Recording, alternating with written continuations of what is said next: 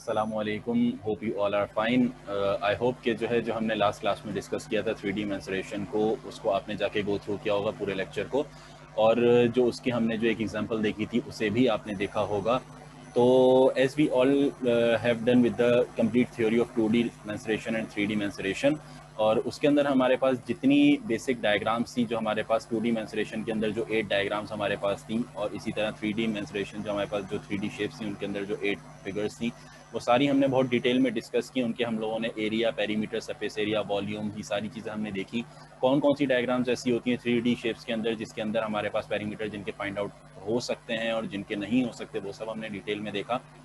तो आज जो बेसिकली हमारा टास्क है वो ये है कि आज हमने पास पेपर की सॉल्विंग करनी है, और जो पास पेपर आज हमने चूज़ किया है वो है हमारे पास जून 2020 का पास पेपर। ठीक है, तो बिफोर देन दैट, जिसने जो है वीडियो को नहीं देखा, इससे प्रीवियस जो 3D या 2D मेंसुरेशन की वीडियोस और कॉन्सेप्ट्स जिसके पास नहीं है, तो काइंडली जो है प्रीवियस जो मैंने वीडियो अपलोड की है उसका लिंक जो है नीचे मौजूद है, वो जाके आप जो है देख सकते हो, उसे पढ़ सकते हो, समझ सकते हो, और उसके अंदर कोई क्वेरी होती है तो you can directly comment on that video, ताकि आपकी कोई भी क्वेरी जो है वो आसानी के साथ रिजॉल्व हो सके। ठीक है, moving on towards the lecture.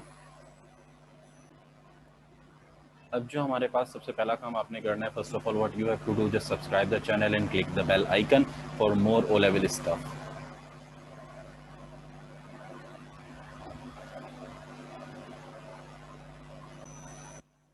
So guys, आपके सामने पेपर जो है ये आपके सामने है, जून 2020 का पेपर है, and this is question number 24।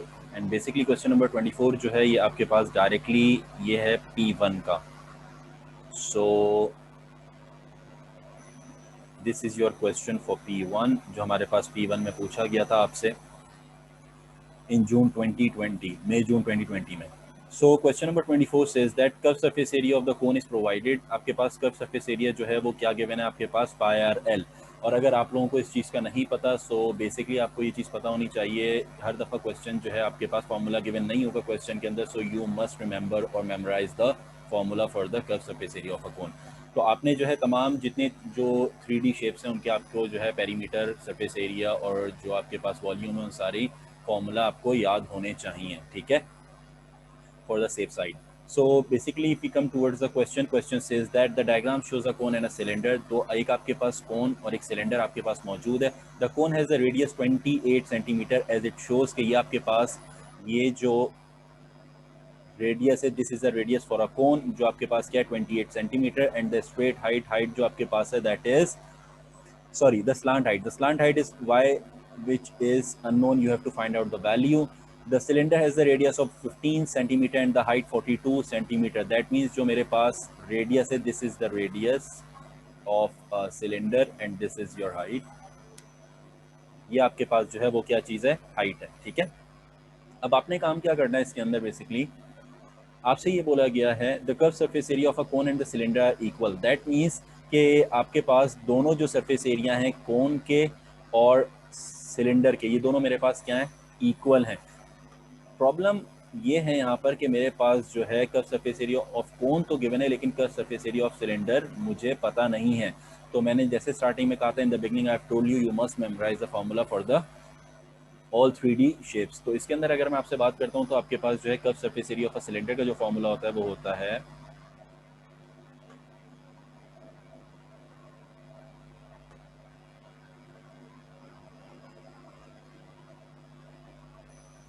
equals to 2 pi r h। तो ये आपके पास बेसिकली क्या होता है, curve surface area of a cylinder का फार्मूला होता है, and curve surface area of a cone is provided to you, that is curve surface area of cone which is equal to pi r l। According to the given condition in the question says that कि आपके पास जो दोनों surface area हैं they are equal, so I can directly say that 2 pi r h equals to pi r l।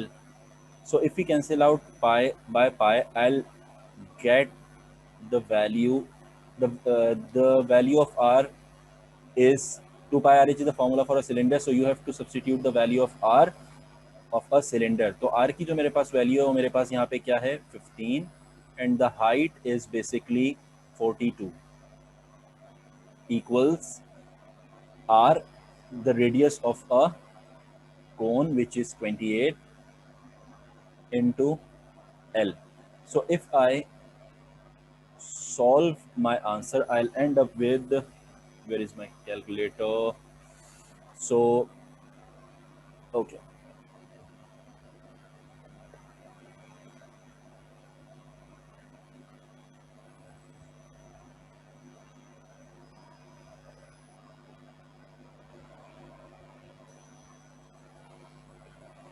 तो अगर बात की जाती है कि यहाँ पे मेरे पास जो है वैल्यूज़ क्या हैं, अगर इन्हें मल्टीप्लाई किया जाता है, so I will end up with 42 times 15 times 2, so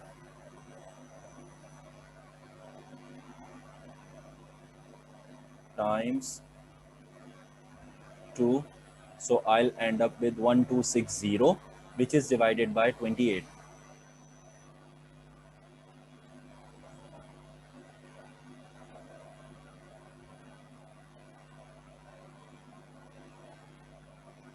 So my answer is 45.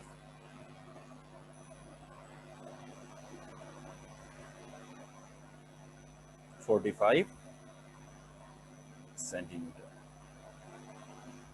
I hope question आप लोगों को समझ आ गया होगा। तो सबसे पहले इस क्वेश्चन बहुत इजी क्वेश्चन था, कोई खास इसमें डिफिकल्टी नहीं थी। आपके पास जो है दो डायग्राम, बेसिकली दो 3D शेप्स आपके पास मौजूद थी, एक आपके पास कोन था और दूसरी आपके पास सिलेंडर था। They have provided you the hint that the curved surface area of a cone equals to the surface area of a cylinder। तो आपको जो है बेसिकली दोनों के फॉर्मूला पता होने चाहिए। Curve surface area of cone जो है वो पाई आर एल के बराबर होता है, curve surface area of cylinder जो है वो 2 पाई आर एच के बराबर होता है। ठीक है, मूविंग ऑन। इसके अंदर इन्होंने आपको जो है स्लांट हाइट आपसे पूछी गई थी और आपको जो है रेडियस ऑफ अ कोन भी गिवन था, रेडियस ऑफ अ सिलेंडर भी गिवन था और हाइट ऑफ अ सिलेंडर भी गिवन थी। सो आपने कुछ भी नहीं करना था, directly what you have to do, just simply equate both the formula, that is 2 pi r h, that is the formula for cylinder, equals to pi r l, which is a formula for a cone. अब इसके अंदर आपने कुछ भी नहीं करना था। After that you have to just simplify the given terms. आपने पाई से पाई कैंसिल किया, then you have to substitute the value of the radius in the formula. After substituting the value of you have to simplify the term and you will directly end up with your answer, which is equal to 45 centimeter. That is basically the slant height of a cone. ठीक है,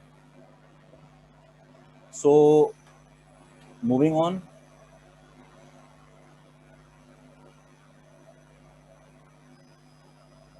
to the next question। हमारा next question जो है वो आपके सामने है। The question is, a company makes a chocolate bar, a company makes and chocolate bars, ठीक है, पैकेज ऑफ चॉकलेट बार्स। अब इसके अंदर मेरे पास एक कंपनी है जो हमारे पास जो है पैकेट बनाती है किसके, चॉकलेट बार्स के। ठीक है, so the box contains a chocolate bar, the box is in the shape of a triangular prism. अच्छा, बिफोर देन दैट आपको जो है सबसे पहले ये पता होना चाहिए कि प्रिज्म क्या चीज़ होती है। ठीक है, प्रिज्म का सरफेस एरिया का फॉर्मूला और उसका जो है मेरे पास वॉल्यूम का फॉर्मूला क्या होता है। ठीक है, तो इसके अंदर तो डायरेक्टली हम फॉर्मूला यूज़ करेंगे, लेकिन अगर आपको इसका आइडिया नहीं है, you don't know the concept about the prism, the formula of a prism, so you have to visit और you have to go through with that video जो मैंने इससे पहले अपलोड की थी, which is named by 3D mensuration. आप उसे go through करो, उसके अंदर डिटेल में जो है फॉर्मूला फॉर प्रिज्म डिटेल में समझाया गया है, प्रिज्म क्या होता है, उसका फॉर्मूला कैसे कैलकुलेट किया जाता है वॉल्यूम का और कर्व सरफेस एरिया का। ठीक है, so coming towards the question, this box contains a chocolate bar. The box is in the shape of a triangular prism. Show that x equals to 4.5. If we go through this shape, x जो है मेरे पास basically वो क्या चीज़ है, यहाँ पर एक right angle triangle मेरे पास बना हुआ है and x is basically the perpendicular. You have to find out the perpendicular. अब इसके अंदर जो है किस तरीके से मैं सॉल्व कर सकता हूँ, this is basically if I consider my this shape which is a 2D shape. तो ये मेरे पास बेसिकली क्या है, एक राइट एंगल ट्राइंगल, और राइट एंगल ट्राइंगल के अंदर हमारे पास एक फॉर्मूला होता है पाइथागोरस थ्योरम, वो हम यहाँ पे अप्लाई करेंगे। Hypotenuse square equals to base square plus perpendicular square. Clear. अब इसके अंदर मेरे पास जो वैल्यूज हैं 7.5 is the value of hypotenuse, तो इसका स्क्वायर कर लिया।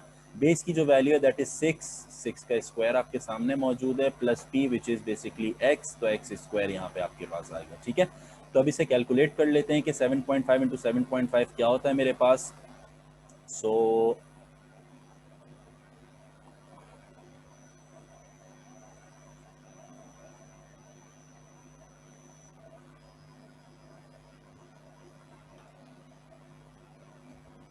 तो मेरा जो आंसर इसका आया वो क्या निकल के आ गया, बेसिकली 56.25। तो ये आपके पास आ गया 56.25 एंड दैट इज 6 का स्क्वायर क्या होता है, -36 होता है। तो हम अगर जो है इसे लेफ्ट हैंड साइड पे शिफ्ट करेंगे it will be -36 equals to x square. Clear. अब जो है आपने क्या करना है, x square equals to 56.25 minus 36। तो अब आप क्या करेंगे, इसके अंदर माइनस कर देते हैं इसको।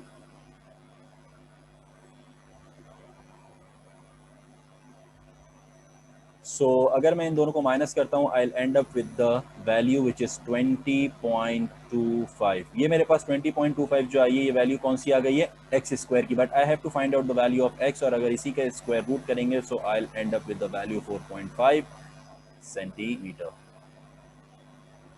Clear question,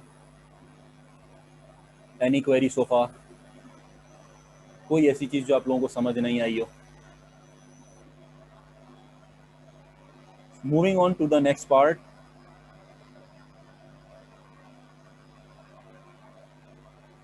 This is your first part.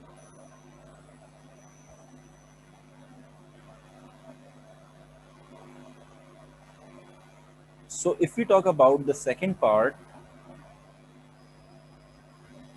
part says these boxes are packed into the cartons. These boxes are packed into the cartons. जो मेरे पास ये boxes हैं ट्रायंगुलर शेप के, इनको एक बड़े कार्टन में रखा जाता है। ठीक है, अब इन्होंने ये कहा है ईच कार्टन इज क्यूबॉइड। ठीक है, जो मेरे पास कार्टन है वो एक क्यूबॉइड है, तो आपको ये पता होना चाहिए क्यूबॉइड के वॉल्यूम का और सरफेस एरिया का फॉर्मूला क्या होता है। सही है, with the internal dimensions of 30, 28 and h. That means if this, I consider it as length, this is your breadth and this is your height.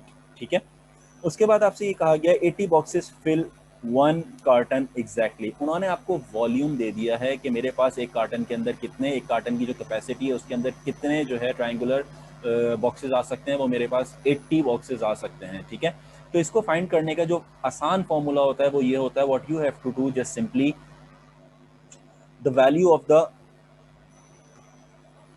Boxes in per carton is provided that is 80 equals to, और अब आपने क्या करना है, आपने एक box के अंदर जो है कार्टन्स को, एक कार्टन के अंदर जो है बॉक्सेस को रखना है। ठीक है, तो आपको ये पता होना चाहिए उसका वॉल्यूम क्या है। तो वॉल्यूम आप क्या करोगे, वॉल्यूम ऑफ अ कार्टन जिसके अंदर आपने रखना है और किसको रखना है, बॉक्सेस को रखना है, so divided by volume of boxes. ठीक है, अब इसको कैसे सॉल्व करेंगे, इसको बहुत आसान है सॉल्व करना। 80 इक्वल्स टू, अब आपको ये पता होना चाहिए कि बेसिकली ये जो मेरे पास वॉल्यूम है, सही है, वॉल्यूम ऑफ अ कार्टन जो मेरे पास एक क्यूबॉइड है, इसका फॉर्मूला क्या होता है, तो क्यूबॉइड का जो वॉल्यूम का फॉर्मूला है वो है length multiply by breath multiply by height. तो इसके अंदर फॉर्मूला सब्स्टिट्यूट कर देते हैं, length multiply by breath multiply by height, that is directly if I substitute the value 30 into 28 into height upon volume of boxes, that is basically formula क्या होता है मेरे पास वॉल्यूम का, इसका हाफ प्रिज्म है, क्योंकि ये मेरे पास, सही है, प्रिज्म का वॉल्यूम आपको पता होना चाहिए, वॉल्यूम का फॉर्मूला क्या होगा मेरे पास। सही है, तो प्रिज्म का जो मेरे पास फॉर्मूला होता है वो आपके पास होता है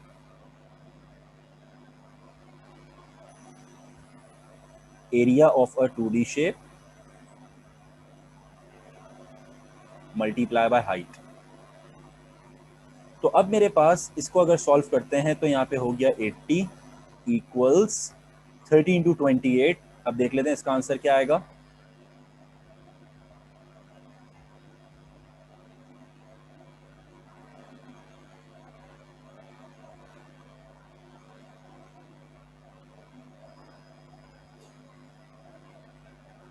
सो 30 इंटू 28 का जो आंसर आया मेरे पास वो क्या आ गया, 840। इसका आंसर हमने यहाँ पे कैलकुलेट करके लिख लिया, 840 H डिवाइडेड बाय अब एरिया ऑफ 2D शेप हमारे पास अगर हम कंसिडर करते हैं थोड़ा सा, तो एरिया ऑफ 2D शेप जो है वो कौन सी है हमारे पास,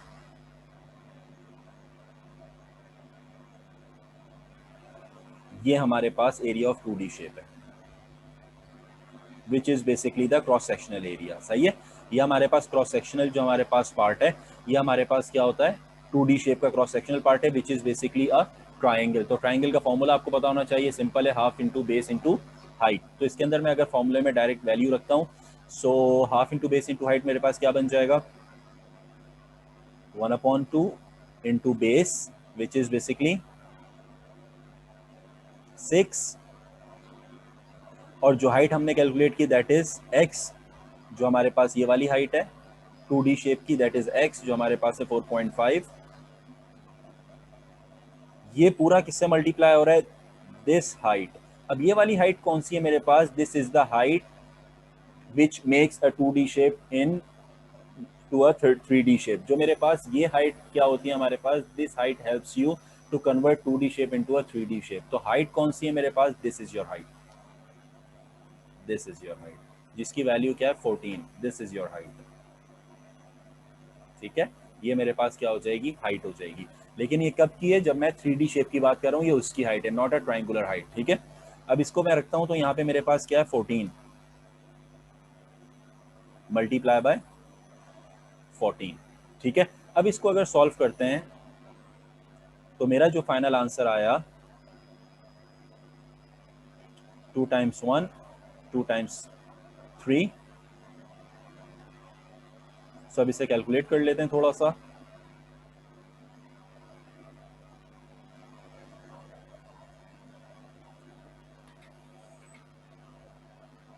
सो 3 मल्टीप्लाई बाय 4.5, तो मेरा क्या आंसर आता है 13.5। ठीक है, 3 इंटू 4.5, आंसर इज 13.5। अब आपने क्या करना है, 13.5 को मल्टीप्लाई बाय 80 कर देना है। सो 13.5 multiply by 80, my answer is 1080। सो जो आंसर आया निकल के वो क्या आ गया, 1080। तो हमने यहाँ पे लिख लिया 1080 equals to 840 H, and now 1080 divided by 840। So तो मेरा आंसर जो H का क्या आ गया निकल के,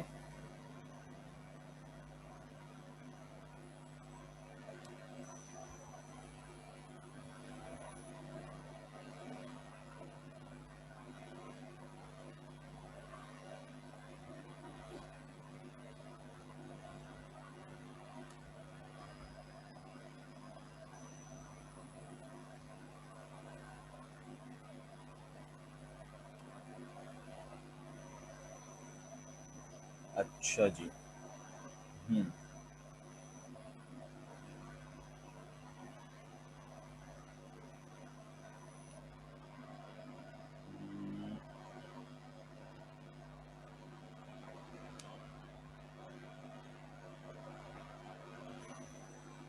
840, and my answer is 6 into 4.5,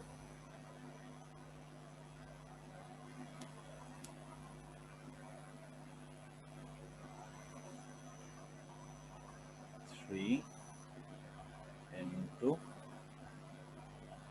4.5, I'll end up with 13.5, और यहाँ पे 13.5 डिवाइड हो रहा है, ऊपर जाके मल्टीप्लाई होगा। सो 13.5 मल्टीप्लाई बाय 80,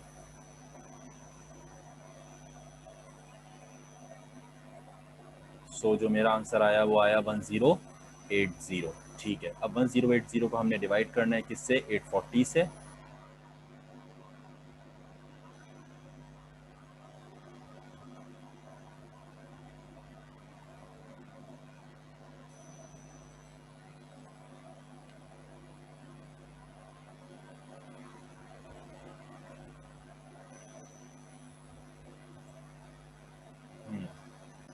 सो गाइज, अब इसके अंदर हमारे पास तो हम क्या, हमारे पास 1080 आई थी यहाँ पे वैल्यू, और उसके बाद हमने क्या किया था यहाँ पे, ये 1080 जो बेसिकली आई है वो हमारे पास हाफ इंटू 3 जो हमने कैंसिलेशन कर दिया था 3 इंटू 4.5 मल्टीप्लाई बाय 180, लेकिन ये जो हमारे पास रिमेनिंग 14 है इसको हमने जो है अभी मल्टीप्लाई नहीं किया। तो हम यहाँ पे अगर लिखते हैं मल्टीप्लाई बाय 14, तो हमारे पास जो अब आंसर बचेगा वो हमारे पास क्या हो जाएगा 1080 इंटू 14।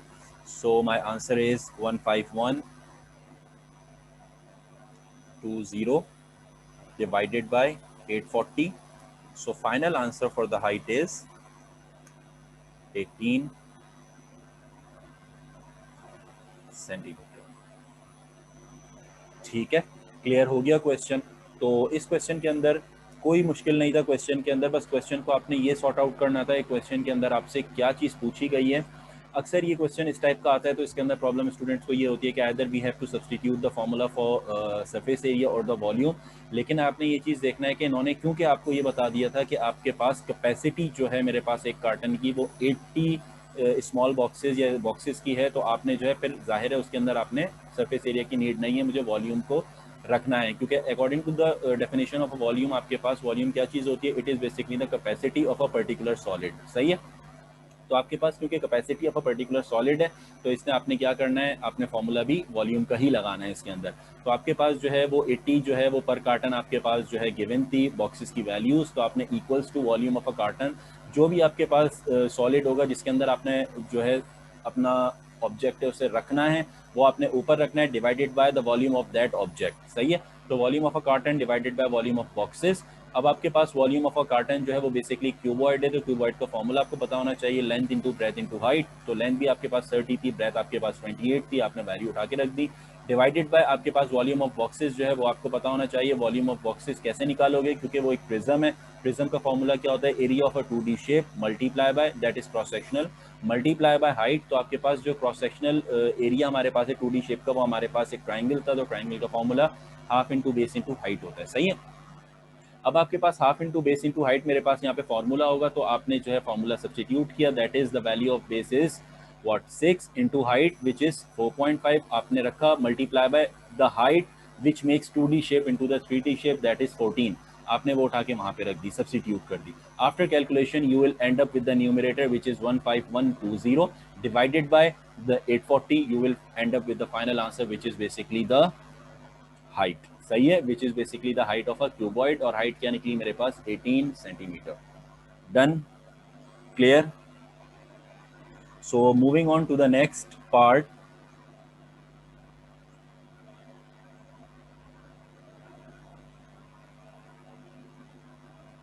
अब नेक्स्ट पार्ट में आपसे क्या कह रहा है, you have to calculate the value of height. जो अभी हमने निकाल ली, हमारी हाइट जो निकल के आई थी वो क्या निकल के आई थी 18 centimetre. In part 2, one day the company packs 37,500 of these boxes into cartons. How many complete cartons and packed that day? अब इसके अंदर इन्होंने ये कह दिया है कि आपके पास एक दिन के अंदर 37,500 बॉक्सेस जो है वो कार्टन के अंदर रखे जा रहे हैं। तो अगर मैं ये लिखता हूं कि वन कार्टन, एक कार्टन के अंदर for example this is your carton and this is your boxes, तो अगर मेरे पास एक कार्टन के अंदर 80 बॉक्सेस आते हैं तो मेरे पास कितने कार्टन बनेंगे अगर मैं 37,500 बॉक्सेस को कैलकुलेट करना चाह रहा हूँ, तो मेरे पास कितने टोटल नंबर ऑफ कार्टन मेरे पास निकल के आएंगे। तो कैसे आएंगे, you have to cross multiply, that is 37,500 divided by 80। इसको अगर कैलकुलेट करते हैं तो मेरे पास जो आंसर आ गया वो आ गया 468.75, 468.75, दैट मीन्स 468 कार्टन जो हैं ये मेरे पास बनेंगे। तो मैं ये डायरेक्ट यहाँ पे लिख देता हूँ कि कंप्लीट जो कार्टन है वो मेरे पास कितने आएंगे, 468 बन जाएंगे मेरे पास। क्लियर हो गई बात, समझ आ गई, ठीक है।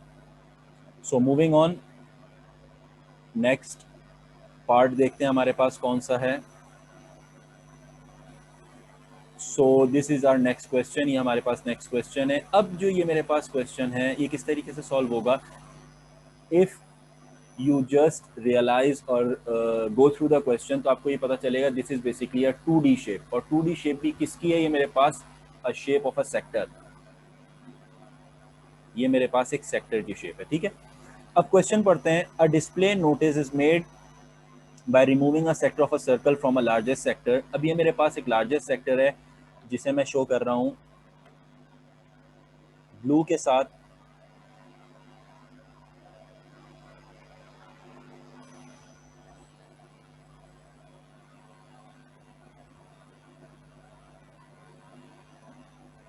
ये मेरे पास पूरा एक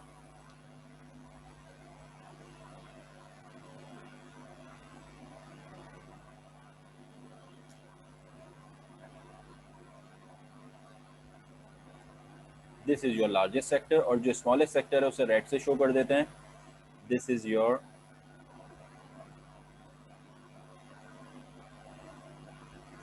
स्मॉलेस्ट सेक्टर। क्लियर? तो अब आपके पास जो है लार्जेस्ट और स्मॉलेस्ट सेक्टर आपके सामने है। अब क्या कहा गया है, both the sectors have an angle of 110 degrees. अब आपको जो है एंगल जो गिवन है वो क्या है, 110 डिग्रीज है। The radii of the sectors are 80 centimetre और 45 सेंटीमीटर। तो आपके पास जो लार्जेस्ट रेडियस है बेसिकली वो आपके पास कितना है, लार्जेस्ट सेक्टर का जो रेडियस है वो कितना है basically 80, and smallest radius of a sector वो कितना है मेरे पास 45। ठीक। Calculate the arc length. अब आपको ये पता होना चाहिए आर्क लेंथ का फॉर्मूला क्या होता है। तो आर्क लेंथ का जो मेरे पास फॉर्मूला होता है that is the formula for the arc length is theta upon 360 times 2 pi r. अब इन्होंने जो आपसे मांगा है वो किसका मांगा है, arc length L, that means largest ये वाला जो मेरे पास पूरा पोर्शन है ये पोर्शन आपको फाइंड आउट करना है। तो ये एल आपने निकालना है। तो इसका मतलब है कि थीटा तो मेरे पास सेम ही रहेगा, that is 110 by 360, but the value of the radius is 80। So इसे आप कैलकुलेट कर लेते हैं।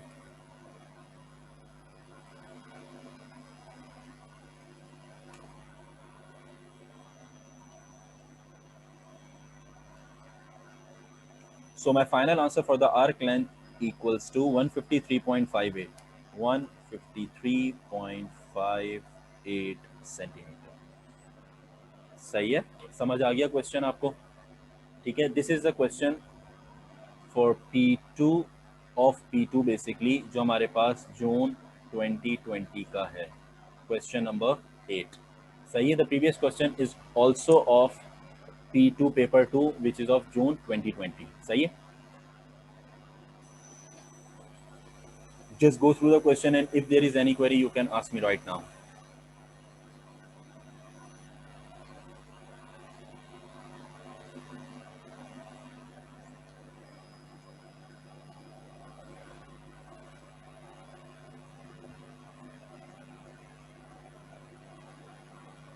So moving on to the next part.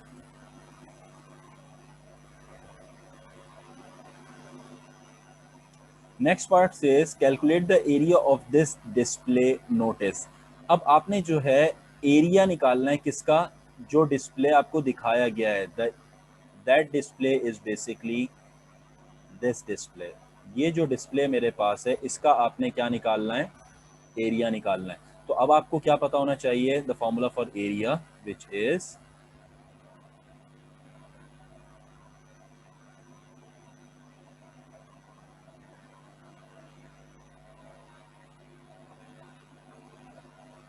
Area equals to theta upon 360 into pi r square. क्योंकि आपने डिस्प्ले का पोर्शन, क्योंकि आपके पास अगर मैं थोड़ा सा ड्रॉ करूं डायग्राम को, तो डायग्राम आपके पास किस तरीके से है कि ये वाला मेरे पास this portion and this portion. तो आपने जो बेसिकली एरिया निकालना है वो किसका निकालना है, ये एरिया आपने फाइंड आउट करना है। ठीक है, और ये एंगल जो आपके पास गिवन है दैट इज 110। तो आपने क्या करना है, वैल्यूज को, रेडियस जो आपके पास है वो आपके पास इसका क्या रेडियस है that is 80, and this radius is 45। तो अब 45 सेंटीमीटर। तो अब आपने क्या करना है, वैल्यूज, अगर मैं ये जो मेरा लार्जर सेक्टर है, बड़ा जो सेक्टर है, इसमें से अगर मैं स्मॉल सेक्टर को माइनस करता हूं, so I will end up with this portion which is the shaded portion. तो वैल्यूज उठा के सब्स्टिट्यूट करते हैं।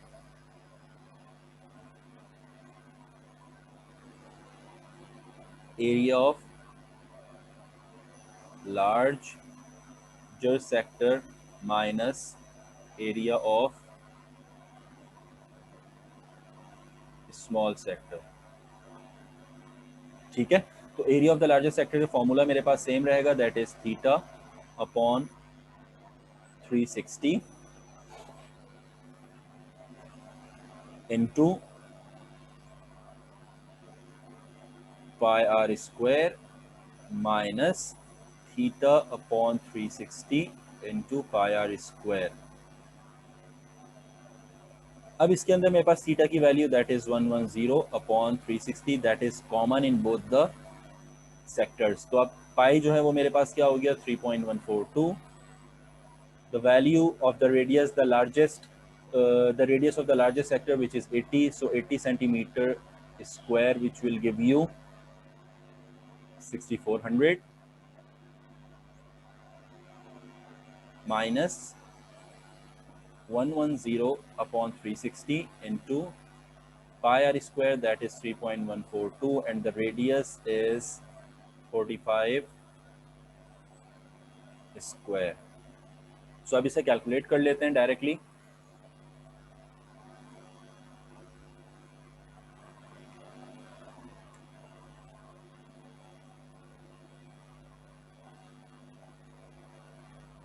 तो मेरा जो आंसर इसका आया आपके पास, if we talk about this largest sector, जो इसका आंसर आया वो मेरे पास आ गया 6143.23। अब इसको कैलकुलेट करते हैं,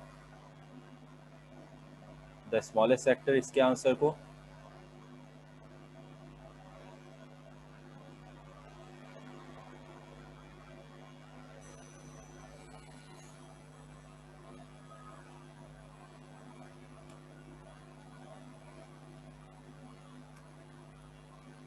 वन 943.75, दोनों को subtract, if we subtract both the terms, 6143.23 minus 1943.75.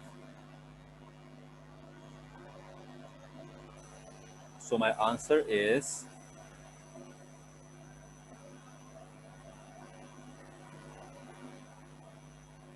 4199.48 centimetre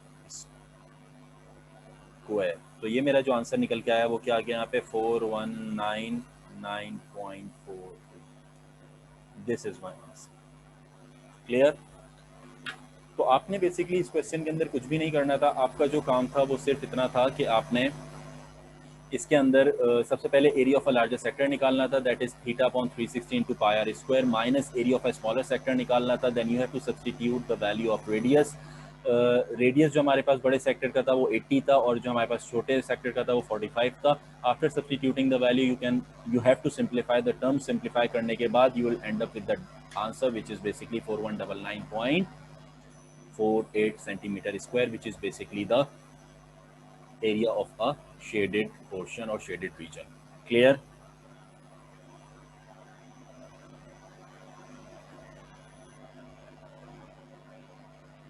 So moving on to the next part.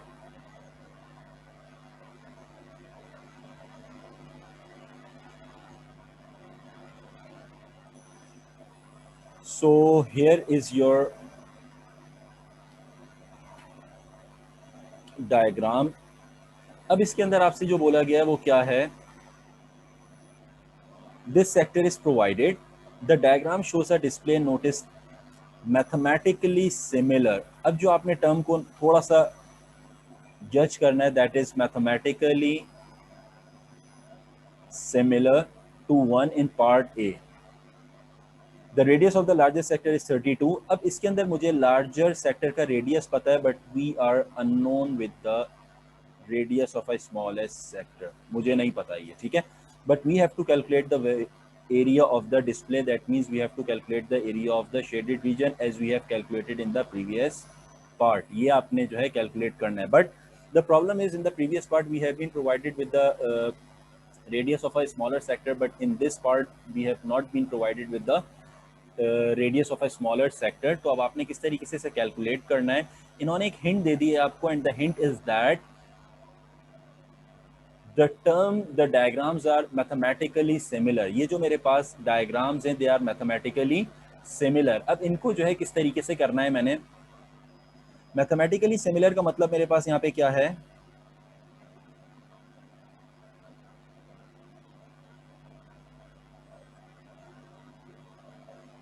अब आप इसे किस तरीके से करोगे. मैथमेटिकली सिमिलर का मतलब ये होता है कि आपके पास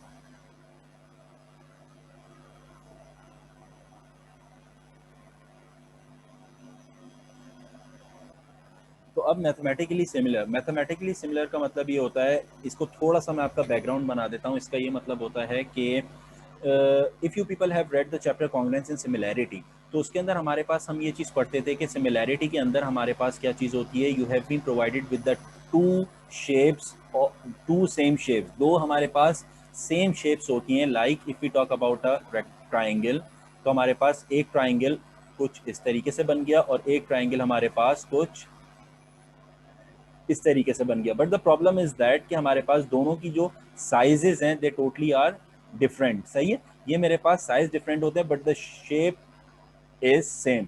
तो ये हमारे पास क्या होती है, सिमिलर डायग्राम्स कहलाती हैं. सही है. अब सिमिलर डायग्राम्स के अंदर हमने लास्ट जो हमारा लेक्चर था उसके अंदर पढ़ा था कि हमारे पास जब भी डिस्कस किया जाएगा we have to find out the proportion. अगर मेरे पास proportion, for example if we consider these two sides and these two sides, तो हमारे पास जो प्रोपोर्शन है they must be equal. For example if they are A B C and D, so I can say that A upon B equals to C upon D. ये हमारे पास क्या होता है, if the proportion of both the sides are same, तो मैं ये कहूँगा हमारे पास ये दोनों डायग्राम्स क्या हैं, सिमिलर हैं. सेम थ्योरी हमारे पास जो है वो इस क्वेश्चन के अंदर अप्लाई होती है कि अगर मेरे पास फॉर एग्जांपल सिमिलर की यहाँ पे क्योंकि आपसे बात की गई है, तो सिमिलर का मतलब यहाँ पे क्या है, मेरे पास एक तो ये डायग्राम आपके पास मौजूद है, सेकंड डायग्राम हमारे पास कौन सी, जो प्रीवियस पार्ट के अंदर हमारे पास गिवन थी. तो अब आपके पास मैं यहाँ पे ड्रॉ कर लेता हूँ उस डायग्राम को.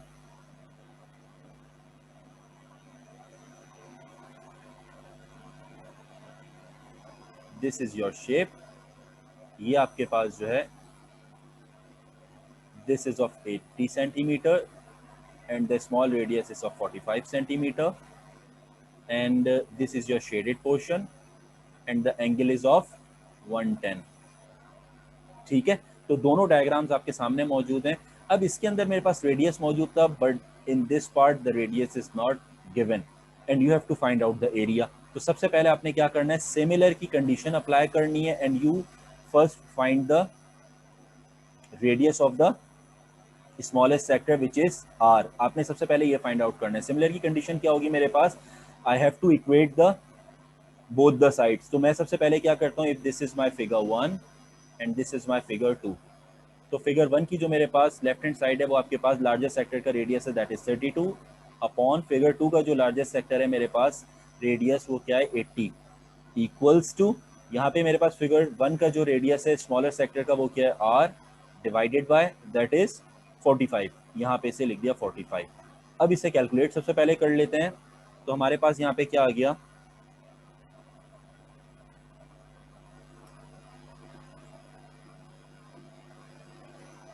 तो आपके पास जो फाइनली रेडियस निकल के आया दैट इज 18 सेंटीमीटर. सो अब मेरा काम आसान हो गया है. यहाँ पे मेरे पास जो रेडियस निकल के आया दैट इज 18 सेंटीमीटर. अब आपके पास जब 18 सेंटीमीटर निकल के आ गया है तो अब आपने क्या करना है, सिंपली इसे उठा के सब्सटीट्यूट करना है. किसके अंदर सब्सटीट्यूट करोगे, फॉर्मूले के अंदर. तो फॉर्मूला हमारे पास क्या होता है, शेडेड रीजन के एरिया निकालने का, area equals to area of largest sector minus area of smaller sector. तो फॉर्मूला हमारे पास वही है theta upon 360 into pi that is 3.142 and the radius of the largest sector is this is your radius 32 square minus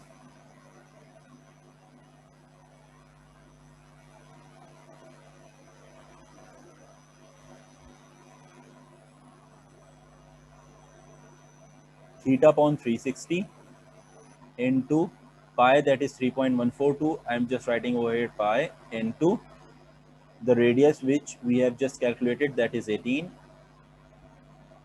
square.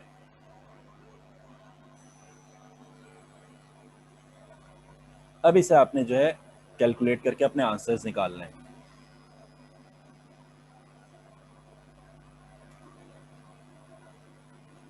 1024 into 3.142, that is 982.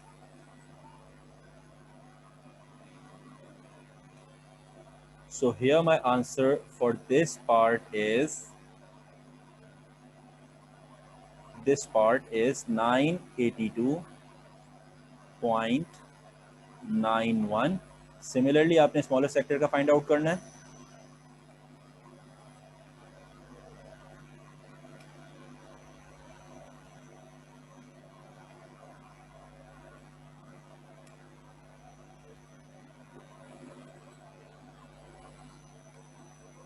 $311.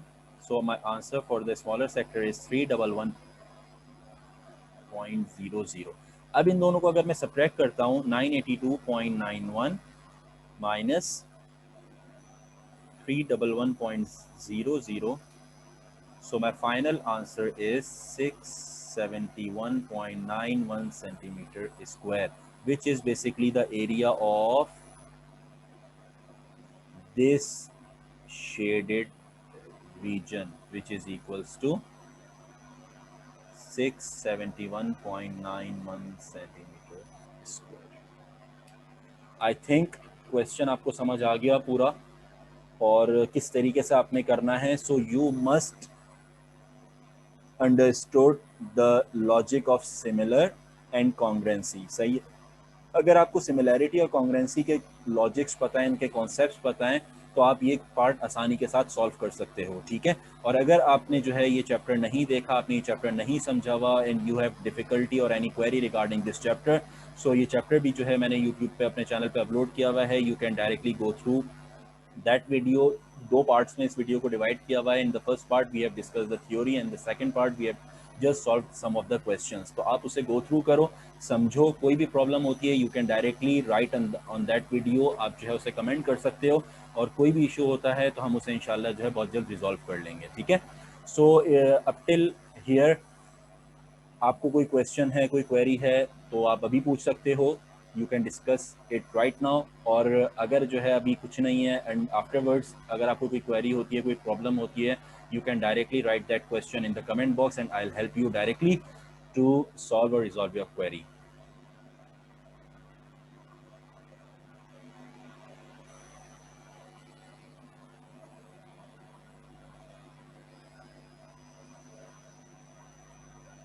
तो ठीक है, यहाँ पे जो है क्लास को एंड करते हैं. ठीक है.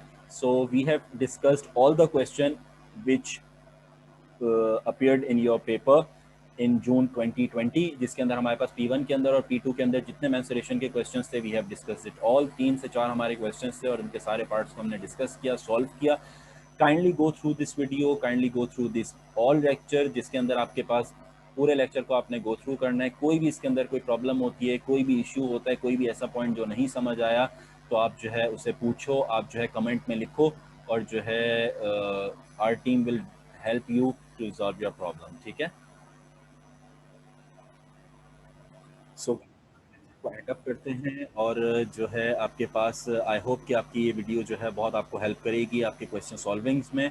और जो है मेंसुरेशन से रिलेटेड कोई भी क्वेश्चन होता है जिसमें आपको कोई प्रॉब्लम होती है, कोई चीज़ ऐसी जो नहीं समझ आती, तो आप जो है काइंडली उसे जो है कमेंट बॉक्स में लिखो ताकि जो है हमें आपकी क्वेरीज पता चलें. And the purpose of all this video is to help you, ताकि आपको चीज़ें समझ आएँ, कॉन्सेप्ट्स आपको क्लियर हों. तो काइंडली कोई भी क्वेरी होती है, कोई भी ऐसा क्वेश्चन है, कोई भी टॉपिक जो आपको क्लियर नहीं होता, आप उसे डायरेक्टली जो है कमेंट बॉक्स में लिखो. We will definitely help you to resolve your problem और उसके अंदर जो भी जितना हो सकता है हम जो है उसे सॉल्व करेंगे और जो है आपके टॉपिक्स को जो है कोशिश करेंगे जितना क्लियर हो सकता है आपको समझा सकें और जितना हो सकता है आपको क्लियर कर सकें. और thanks for watching the video. Or my last request, which is in every video basically, please like, share and subscribe the channel for more O level, intermediate and Aga Khan board stuff. Thank you so much. Thank you for watching the video.